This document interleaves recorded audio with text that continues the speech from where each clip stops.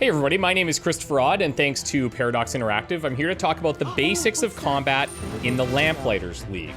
So whether you're familiar with turn-based tactics games or not, this video is going to teach you the fundamentals to get you well on your way to a successful run in the Lamplighters League.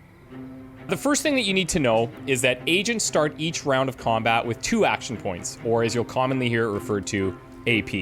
And you can see this on the agent portrait in the bottom left of the screen. The action points can be spent on moving, attacking, or using abilities, and usually you can make these choices in any order that you want, unless the ability explicitly says it will end your agent's turn, like for example, the Overwatch ability. Now, movement in combat costs 1 or 2 AP, depending on the distance that you travel. And when you're moving your agent, you need to be considering cover. Agents behind cover are harder to hit, and ending your turn in some sort of cover is usually, but not always, preferable.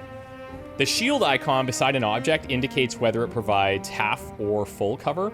A half cover makes your agent 30% harder to hit, while full cover makes your agent 60% harder to hit. Of course, enemies will also take advantage of cover, so a key part of your strategy is learning how to flank them in order to get a clear shot, indicated by these gold trajectory lines that you can see, and these are visible when moving and targeting. So you've gotten into position and you want to start shooting. Select an ability from the ability bar and you can cycle through each eligible target based on your current location. Now take note of the ability's chance to hit and the chance to score critical damage to further help your decision making here. Once your choice is made, just confirm your target and we'll see how your planning pays off. Of course, you don't always have to shoot a weapon. Some agents have striking or punching abilities too.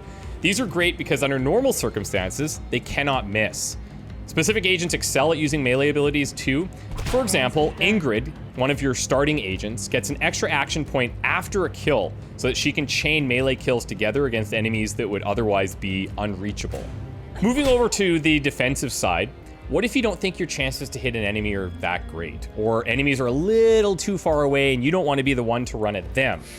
Well, some agents are lucky enough to have Overwatch. Overwatch is a powerful ability that lets you set down a targeted area on your turn.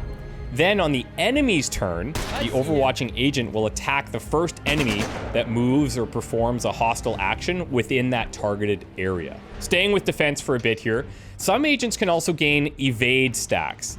This ensures that the first attack attempt made against them automatically misses. Now, I especially like to use this for what I call a dangle. Enemies will generally try to attack the agents that they're most likely to hit. And I like to put one of my agents with evade out in the open to draw fire and ensure a safe turn. 2 of the 3 starting agents in the Lamplighters League can gain evade stacks. So experiment with dangling Latif and Ingrid and learn how to use evade to put yourself in favorable situations. Latif gets an evade stack each time that he moves, and Ingrid has an activatable evade ability. They're both very powerful, they're both very fun, and I'm sure if you experiment, you'll figure out how powerful this is on your own. The last thing we're going to talk about in today's combat basics video is your inventory. You are going to learn about buying supplies from the hideout in future videos, but for now, as you explore, just look for valuable items like medkits or grenades. These are things that can really turn the tide of combat in your favor, so use them wisely. To use an item, select its inventory slot and activate it. Some items can also be used in real-time infiltration, so experiment and pay attention to what's available when.